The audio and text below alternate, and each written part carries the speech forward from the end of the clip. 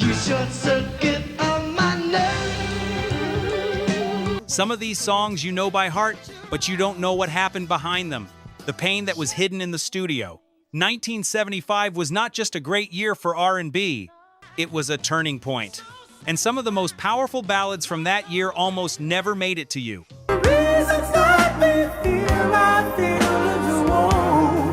Today, we count down the 12 unforgettable R&B ballads that defined 1975. And at least one of them will change how you hear it forever. Number 12, Gwen McCrae, Rockin' Chair. Sexy baby, good loving daddy. Close your eyes for a second. You're sitting in a warm kitchen, late at night, the light is low, and this voice comes through the radio slow, deep, and bone honest. Let me be your rocking chair. Just rock me away from. That's what Gwen McCrae did with this record. She didn't need to shout. She barely needed to move. She just opened her mouth and told the truth. Yeah, let's get it on. Come to me, baby. This record came out in 1975 on Cat Records, a Miami-based soul label.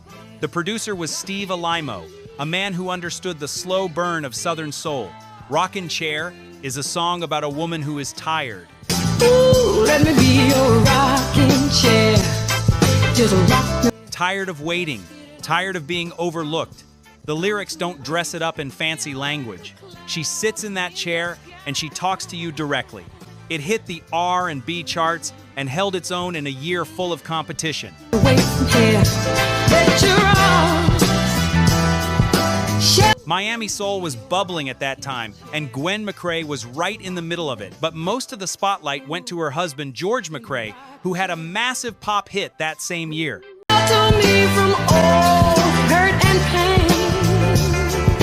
Most people don't know that Gwen had been recording since the late 60s. By the time Rockin' Chair dropped, she had years of studio experience behind her. And yet some radio programmers treated it like a debut. She had been putting in the work long before the world was ready to pay attention. Like my heart. George McCrae's hit Rock Your Baby was everywhere in 1974, and it left a long shadow over everything Gwen did afterward. Even when she matched him artistically, and on this song she surpassed him, the name recognition went to George. With your everlasting flame.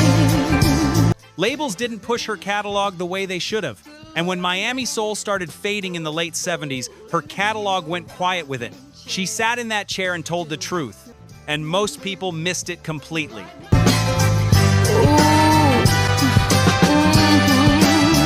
Number 11 is a woman who walked in as a newcomer and immediately reminded the world of a legend.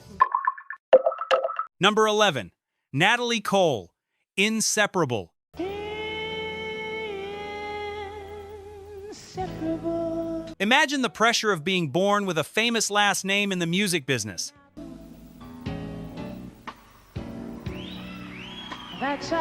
Now imagine that you don't just survive that pressure, you walk straight into the room, sit down, and remind every single person there who they're dealing with. That is exactly what Natalie Cole did in 1975. Always be inseparable. Inseparable was released on Capitol Records, produced by Chuck Jackson and Marvin Yancey, two men who understood how to frame a voice without smothering it. It was Natalie's debut single. Let that sink in. Her very first single. And it went top 10 on the R&B charts and crossed over to pop. Just you and me. The song is about love so close it can't be broken. But the way Natalie sang it, it felt less like a love song and more like a promise. Her father, Nat King Cole, was one of the smoothest voices in American music history. And you could hear that lineage in her tone, but this was her own thing, her own warmth, her own story. It's so wonderful to know. Chuck Jackson and Marvin Yancey didn't just produce this record, they wrote it specifically with Natalie in mind. Yancey later became her husband, so this song was literally a love letter in disguise. And she had no idea how personal it would become when she first sang it in the studio. You'll always be around. Natalie Cole went on to have a massive career, and later records like This Will Be and Unforgettable with her father's voice became the songs people associate with her name. Around me. Inseparable got swallowed by her own later success. It rarely comes up in the conversations about 1975, even though it was one of the most emotionally complete debuts of that entire era. Incredible. She was 25 years old, and she walked in like she had already been doing this for decades. What you are to me. Number 10 is a man who already gave you a classic in the 60s and somehow came back even stronger. All right, quick pause in the countdown because I need to say this from the heart. If these R&B picks are hitting you, if they're bringing back memories, late night vibes, old playlists, and that feeling you can't explain, then please subscribe to Sexual 69 right now. Not just for you, but because it genuinely helps this channel survive and grow. Every subscribe is like you telling YouTube, yes, this music matters. Keep this kind of content alive. It pushes these forgotten songs back into the light, helps more real R&B lovers find the channel, and lets me keep making deeper, better countdowns for you. So if you want more lists like this, hit subscribe, tap the bell, and drop a comment with the one R&B song that raised you. Let's bring these classics back together. Every story you see here takes hours of digging, piecing together history, and bringing forgotten moments back to life. If you'd like to support that work, you can become a channel member. It's just the cost of a cup of coffee, but it helps us keep these stories alive, and for that, we're grateful. Number 10, Ben E. King, Supernatural Thing. Your love, your love. Most artists who give the world a song as timeless as Stand By Me spend the rest of their career chasing it. Ben E. King didn't chase anything. He just kept working, kept growing, and in 1975 he stepped back out with a record that reminded the world exactly who he was.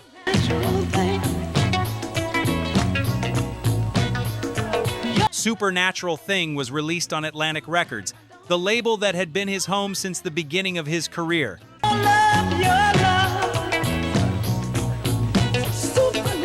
The production had a lighter feel than his older work. There was a disco influence creeping into the groove, but King's voice was the anchor. It hit the pop top 5 and performed well on the R&B charts.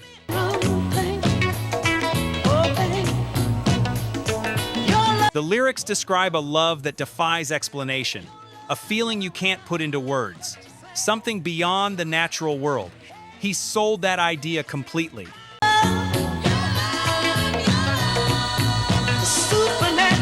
Ben E. King hadn't charted a major solo hit in years before this record. It was a genuine comeback, and it shocked the industry a little.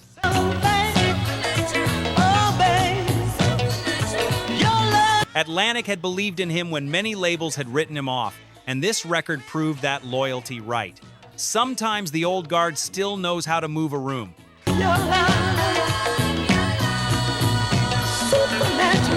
Stand By Me is so powerful that it essentially became a permanent ceiling above everything else Ben E. King ever recorded. No matter what he released, that song was always right there in commercials, in films, in tributes.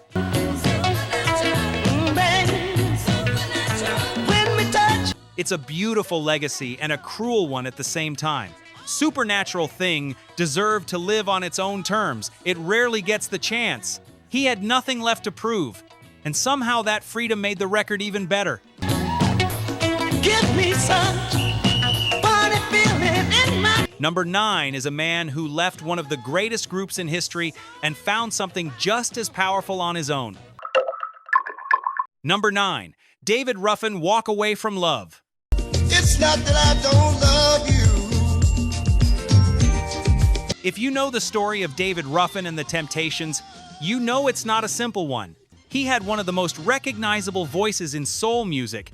You know how much I do. And he burned some of the most important bridges in the industry on the way out. But in 1975, none of that mattered, because he made a record that silenced every critic he had. Now that I found someone So take the Walk Away from Love was released on Motown Records, produced by Van McCoy, the same man who would give the world The Hustle that same year. place of you. It's just a The song is about someone who knows they need to end a painful relationship but cannot bring themselves to do it. That push and pull between knowing better and feeling deeper, Ruffin sang it like it was his own biography. feel that feels within me. Every time you It went top 10 on both the pop and R&B charts. Van McCoy's production was lush without being overdone. He gave Ruffin exactly the right amount of drama to work with. touch my hand, and a dread David Ruffin had struggled through several years of personal difficulty and disappointing solo releases before this record landed. Walk Away from Love was the hit that proved he could carry a record on his own. that shakes my body, that even I don't understand. Some people close to him said that when it charted, he cried. A man that proud. It tells you everything about what this song meant to him. So I'm leaving. The Temptations' shadow never fully left Ruffin. Whenever his name came up, people talked about My Girl and Ain't Too Proud to Beg. His solo catalog, including this record, rarely gets the deep attention it deserves. It's time when it's small. And because his personal life became a tragedy in later years, the obituary version of his story tends to drown out the musical victories. He had the voice. He always had the voice. 1975 was the year the solo story finally made sense. I'm gonna walk away from love. Number 8 is a woman who took someone else's song and made the world forget it ever belonged to anyone else. Number 8, Gladys Knight and the Pips. The Way We Were, Try to Remember. Can it be that it was all so simple then? There is a particular skill in music that most people can't teach and most artists never fully learn. It's the skill of making another person's song feel like it was always yours. All this time you remember every line. Gladys Knight had that skill at a level that was almost unfair. When she touched a song, it changed shape. It became something new. And if we had the chance to do it all again. This was a medley, 2 separate songs joined together for a single release on Buddha Records. The first, The Way We Were, had already been a massive hit for Barbra Streisand. Tell me. The second, Try to Remember, came from a Broadway musical. Gladys Knight took both of them and rebuilt them from the inside out.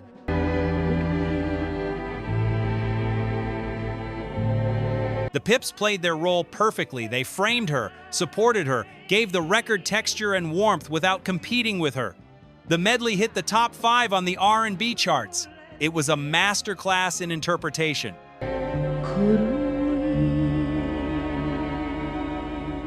Barbra Streisand's version of The Way We Were was so dominant that most producers would have told Gladys to stay away from it.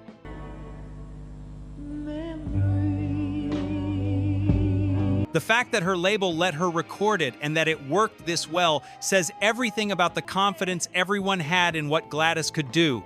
She heard the song differently, and she was right.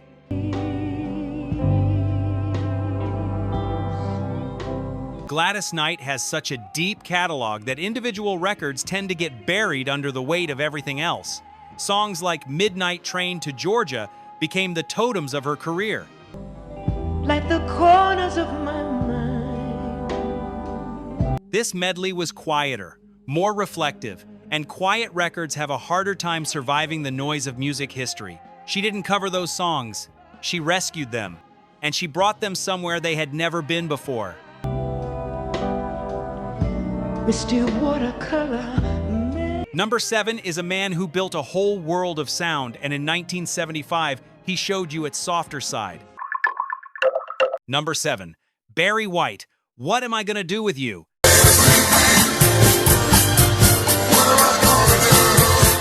Barry White was operating in his own atmosphere in 1975.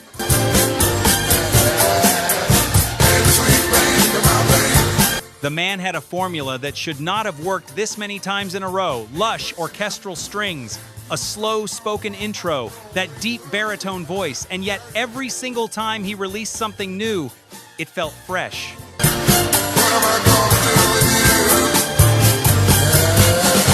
Because the formula wasn't really a formula.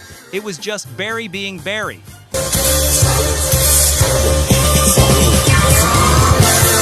What Am I Gonna Do With You was on 20th Century Records, and Barry White produced it himself, as he produced nearly everything he touched.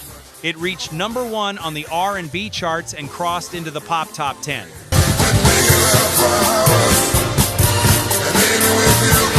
The difference between this and some of his bigger, more bombastic records is that this one is tender.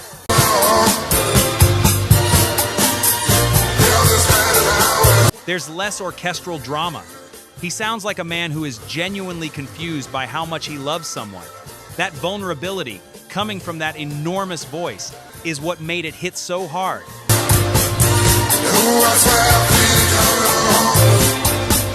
Barry White was known for recording late at night. Studios were quieter. The world was asleep. He said the dark made him feel the emotion more. You can hear that in this record.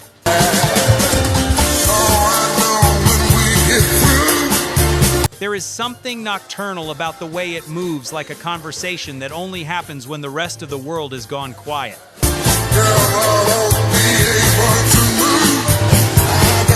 Barry White's biggest hits became cultural touchstones. They appear in films, television, commercials, and comedy. That level of mainstream exposure actually hurts the deeper cuts.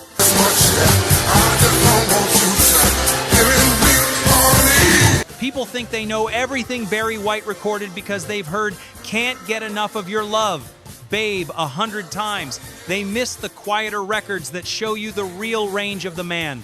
He didn't need to go big on this one. The tenderness was the whole point.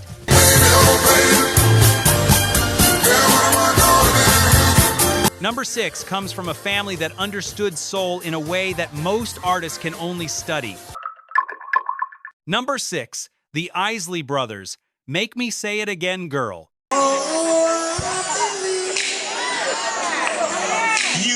The Isleys in 1975 were on a different level. They had broken away from the major label system and were running their own T-neck label. Sing, baby. They answered to nobody. And when you listen to the music they made in that Freedom Records like this one, you understand exactly why creative control matters.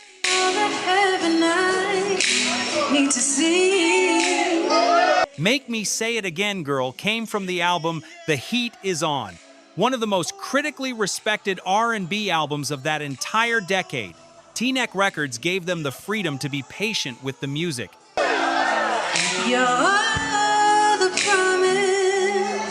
This track is slower and more deliberate than some of their bigger hits. It has a groove that doesn't rush you. Ronald Isley is asking a woman to confirm her love, over and over.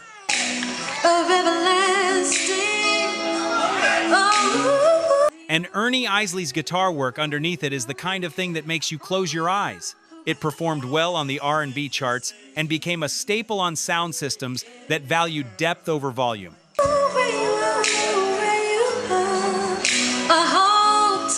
The same album this came from also contains For the Love of You, which you'll hear about later on this list.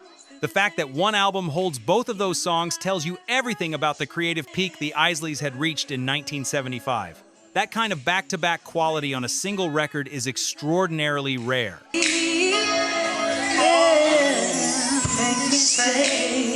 For the Love of You became the defining record of the album, and everything else on it got pulled into its shadow. That's not a criticism, that's just the brutal mathematics of how great records work.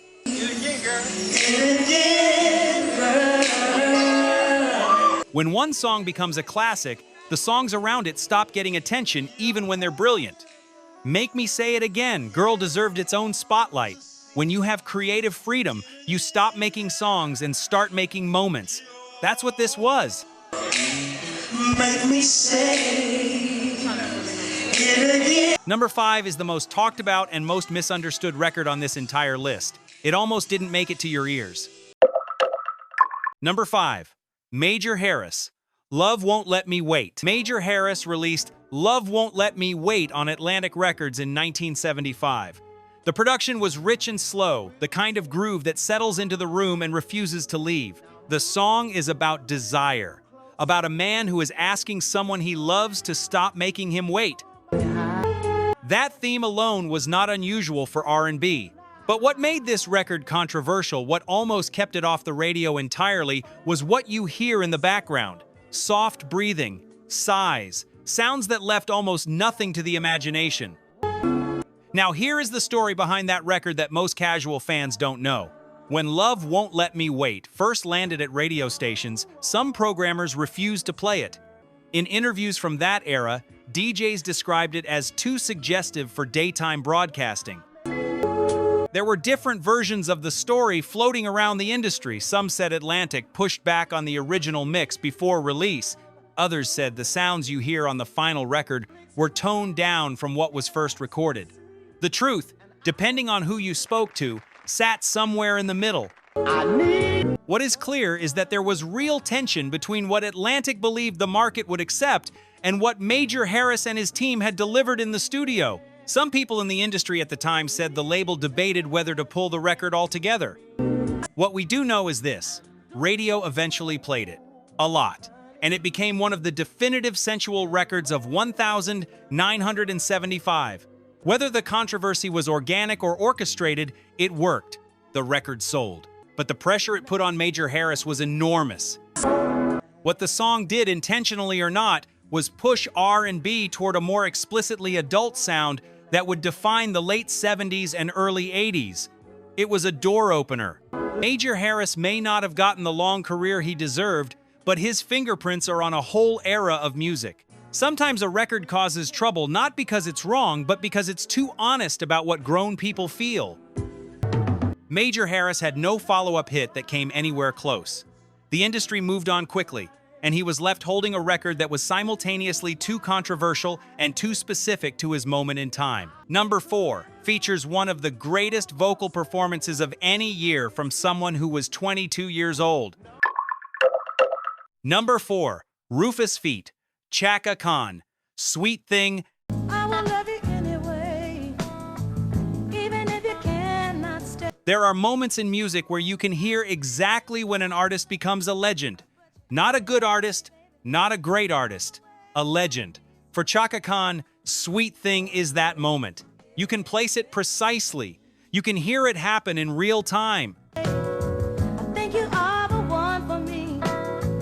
Here is where you... Sweet Thing was on the album Rufus featuring Chaka Khan, released on ABC Records. The band Rufus built a slow, electric groove, the kind that has patience built into every bar. ought to be. I just want to satisfy your... Then they stepped back and let Chaka Khan fill the space. She was 22 years old, 22, and she sang that song like a woman who had already lived through every version of love, the beautiful ones and the ones that left you on the floor. You're not mine, I can't deny it. Don't you hear me talking, baby? The song performed strongly on the R&B charts and became a critical favorite. Producers and musicians talked about it like a masterclass. Love me now, I'll go crazy.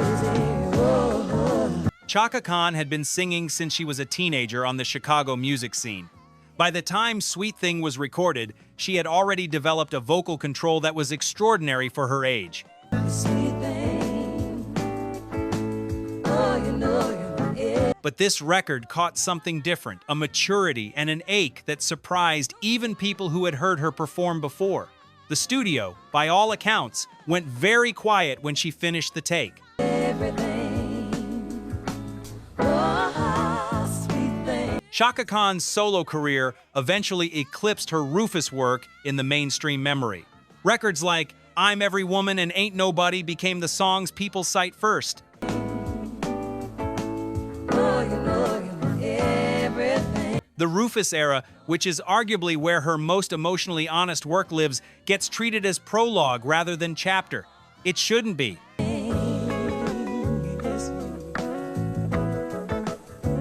At 22 years old, she sounded like she had already lost and loved and lost again. That's not talent alone. That is a gift.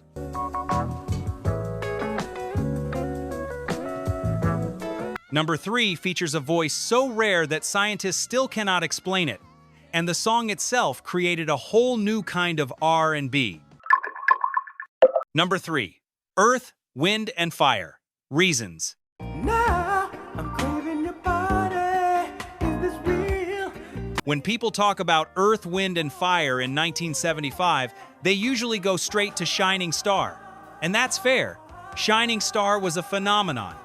Just rising, I don't wanna feel I'm in the wrong place. But if you want to know what this band was really capable of when they slowed down and let the emotion breathe, you go to Reasons. You go there, and you stay there. Needs to be real.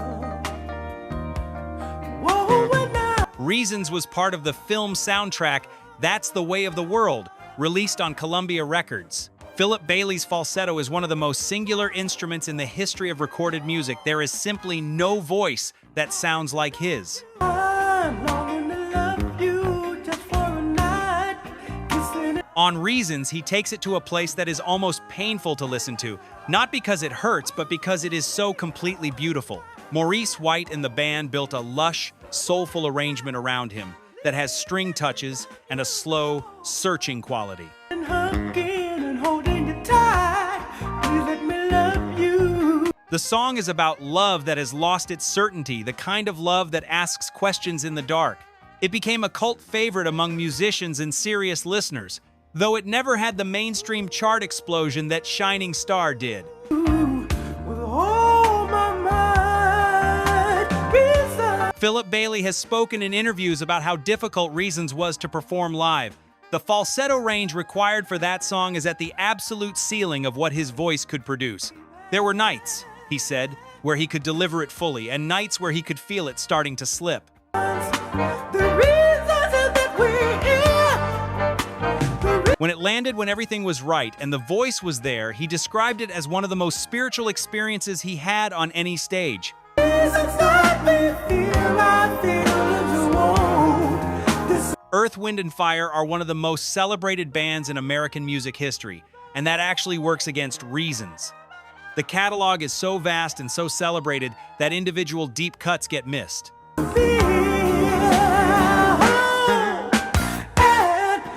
Reasons lives in the world of serious listeners, jazz-influenced R&B fans, and musicians who study the craft.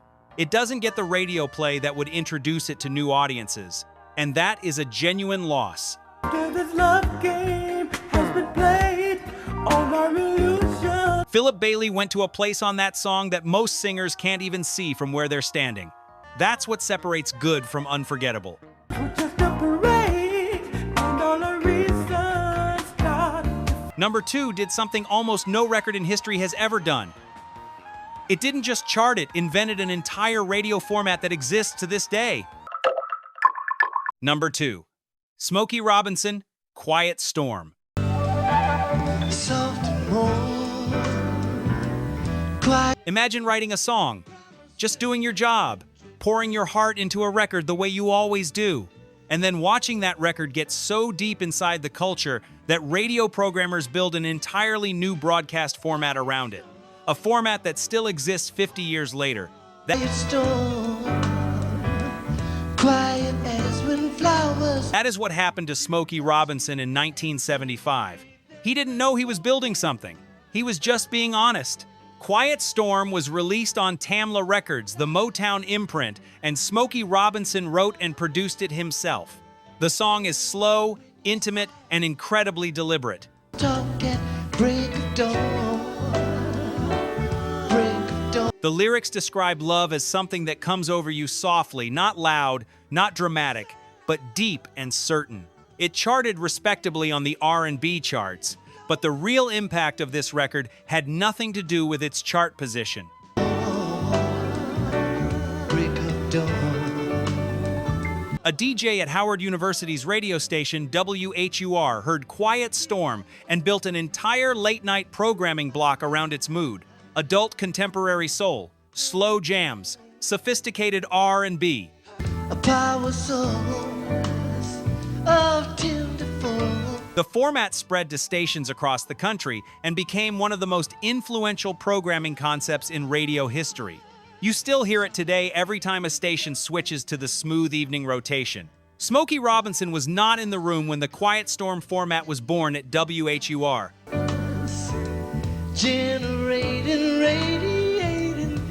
He found out later what his record had started. In interviews, he has described it with a kind of wonder, the idea that a song he wrote from a personal, emotional place could accidentally reshape how black radio sounded across America.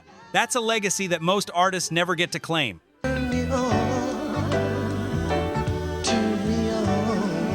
The format outlived the song in public memory. People know Quiet Storm as a radio concept now. They don't always connect it back to the specific Smokey Robinson record that started it. The song became bigger than itself, and in doing so, lost some of its identity. That's not a tragedy exactly.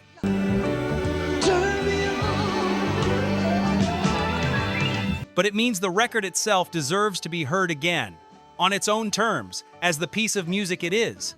He wrote one song, and then an entire radio format existed. That is a different kind of greatness. You short circuit on my nerve. Number 1 is the record that still closes the night at parties 50 years later. The one where the tempo barely moves and the whole room stops. All right, quick pause in the countdown because I need to say this from the heart. If these R&B picks are hitting you, if they're bringing back memories, late night vibes, old playlists, and that feeling you can't explain, then please subscribe to Sexual 69 right now. Not just for you, but because it genuinely helps this channel survive and grow. Every subscribe is like you telling YouTube, yes, this music matters. Keep this kind of content alive. It pushes these forgotten songs back into the light, helps more real R&B lovers find the channel, and lets me keep making deeper, better countdowns for you. So if you want more lists like this, hit subscribe, tap the bell, and drop a comment with the one R&B song that raised you. Let's bring these classics back together. Every story you see here takes hours of digging, piecing together history, and bringing forgotten moments back to life. If you'd like to support that work, you can become a channel member. It's just the cost of a cup of coffee, but it helps us keep these stories alive, and for that, we're grateful. Number 1, the Isley Brothers, For the Love of You.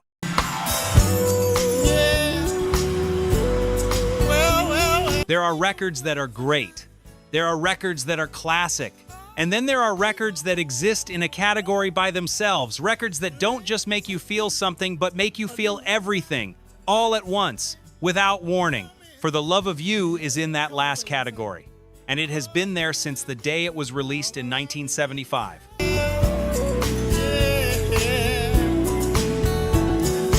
Released on T-Neck Records, the Isley Brothers' own label, which they founded and controlled, this was a band operating on their own terms with no pressure from outside forces. The production is built around restraint. Ernie Isley's guitar doesn't reach for anything dramatic.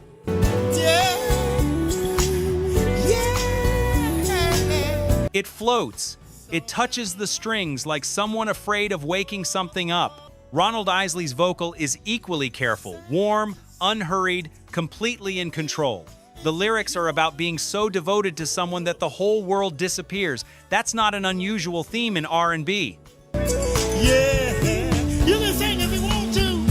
Woo! But the way it's delivered here, at this tempo, with this arrangement, transforms the familiar into something sacred.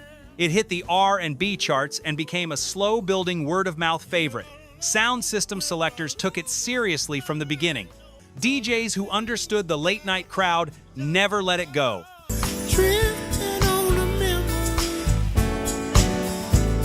Ernie Isley's guitar work on this record has been studied by musicians for 50 years. What makes it technically remarkable is how much he doesn't play. The space between the notes, the silence that he chooses to leave, is as important as anything he actually performs.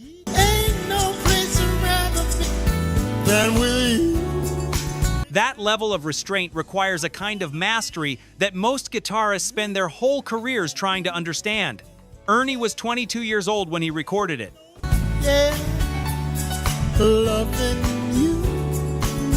For the Love of You is one of the rare records on this list that has never truly faded.